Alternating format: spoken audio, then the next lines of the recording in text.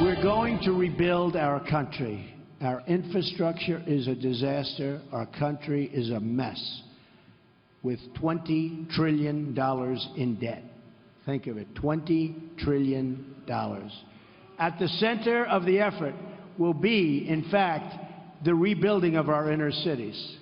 Nearly 4 in 10 African-American children live in poverty, including 45% of African-American children under the age of 6. Think of that. The schools are failing.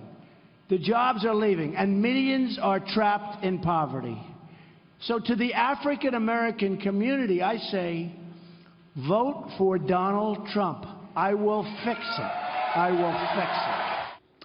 That was Donald Trump earlier today at a rally in North Carolina. Now, tomorrow night, I'll be in Cleveland, Ohio, with the GOP nominee doing an hour town hall focusing on issues that impact the African-American community. Now, we'll be doing that event tomorrow, and we'll have guests at the church at the Buckeye State. Joining us now is the CEO for the National Diversity Coalition for Donald Trump, the Reverend Darrell Scott, and also joining us, Senior Advisor for African-American Outreach for the Trump campaign, Omarosa, is on my show. I can't believe it. Hi, Hannity. You only have one name. Everybody knows you as Omarosa, and Fox News contributor DeRoy Murdoch. Since Obama's been president, there's been a 58% increase, Black Americans on food stamps. Yeah. We have 12 million more Americans on food stamps, 8 million more Americans in poverty, a 20% increase of Black Americans out of the labor force. These are real people, real suffering, our fellow countrymen. Democrats play the race card every year. Will it work this year, Pastor? I don't think it will. You know, Americans are not stupid, and Black Americans are not stupid. We hear Hillary, we hear Donald Trump, and what Donald Trump is saying makes more sense than what Hillary Clinton is saying.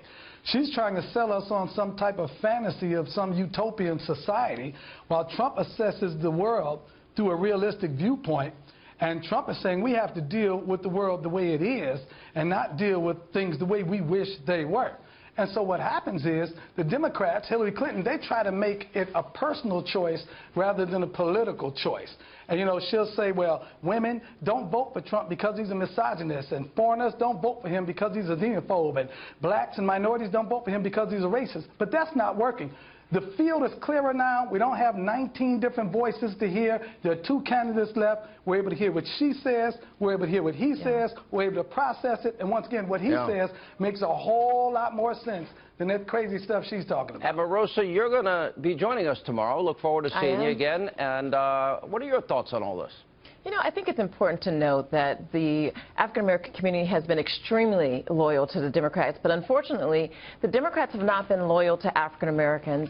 Among those statistics that you mentioned, we also saw home ownership among African-Americans drop significantly. When you look at a city like Chicago, where 60% of the young African-American men are either unemployed or not in school, we are failing the community, and Donald Trump wants to bring change to the inner city. And he's reaching in deep. He keeps giving speech after speech in black church after black church. He's saying, I want your vote. I'll fix the educational system. He's willing to earn it. He's not going to take the African-American community for granted, as the Democrats continue to do. And I like that he's asking for those votes, because Republicans, frankly, in the past have not done enough outreach. Absolutely. That's exactly right. Somebody asked me today, what is the secret? Why is Trump increasing his support among black voters? According to one poll, up to 19.6. And if that's true, that's just astonishing.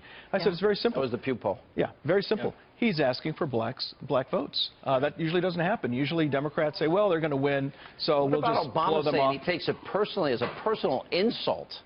Really an astonishing comment that somehow that we owe it, we're his property and we're supposed to do as our master says, or something like that. That's just appalling. And I think that Trump is doing the right thing. He's going out and asking for black votes, which is unusual. And he's doing so on very specific issues, like school choice, for example. He's very, very specific about school choice. He wants to have a block grant program to give states, I believe it's $20 billion that they can use for school choice initiatives. And you look at Hillary Trump, and she's completely a tool of the teachers.